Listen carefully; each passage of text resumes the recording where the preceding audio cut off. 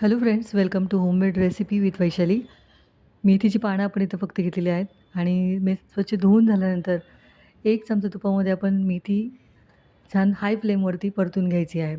मेथी परतून घ्यायच्या अगोदर आपण मेथीला बारीक कट करून घ्यायचं आहे आणि मग ती आपल्याला तुपावरती परतून घ्यायची. पण मी ते विसरले ते कट करून घेण्यासाठी, त्यानंतर मी परत एकदा मेथीला कट करून घेते. पण सुरुवातीला जर आपण मेथी तुपावरती कट करून घेतलेली, परतून घेतली ना, तर तिचा कडवटपणा बऱ्यापैकी कमी होतो. बारीक करून चिरून घेतलेली जी मेथी आहे ती आपण एका बाउलमध्ये घेतली. त्यानंतर 1 कप आपण इथे मैदा घ्यायचा आहे. मैद्याच्या ऐवजी तुम्ही इथे गव्हाचं पीठ घेतलं तरी चालेल. त्यानंतर मी इथे पाव वाटी बारीक रवा घेतलेला आहे. चवीनुसार मीठ ॲड करून घ्यायचं आहे.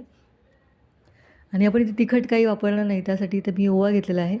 ओव्यानंतर आपण भरपूर असे तीळ टाकून घ्यायचे. थोडंसं एक चमचा बेसनचं पीठ घेतलेलं आहे आणि तुम्हाला आवडत असेल ना, तर तुम्ही याच्यामध्ये लाल मिरची पावडर ॲड केली तरी चालेल. सगळं असं व्यवस्थित मिक्स करून घ्यायचं आहे. त्यानंतर 1 चमचा तूप टाकून घेऊयात आणि थोडीशी हळद टाकून घ्यायची आणि परत एकदा छान असं मिक्स करून घ्यायचं आहे. त्यानंतर थोडं-थोडं पाणी ॲड करून आपल्याला हे पीठ घट्टसर मळून घ्यायचं आहे. ह्या पिठाला आपण 10 मिनिटं रेस्ट करायला ठेवायचं आहे. त्यानंतर आपण छान अशी याची चपाती लाटून घ्यायची. चपाती लाटताना आपल्याला खूप जास्त अशी पातळ चपाती लाटून घ्यायची नाही आहे. नॉर्मल चपातीपेक्षा थोडीशी जाडसर आपण चपाती लाटून घेतलेली आहे.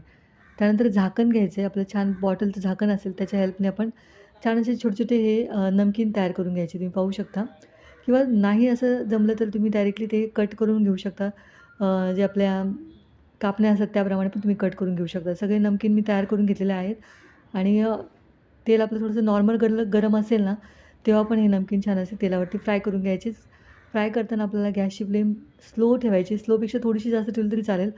तरच ते आतपर्यंत छान असे खरपूस आपले नमकीन फ्राय होतील आणि खूप जास्त डार्क कलरवरती पण फ्राय करायचे नाही, नाहीतर ते कडवट लागतील.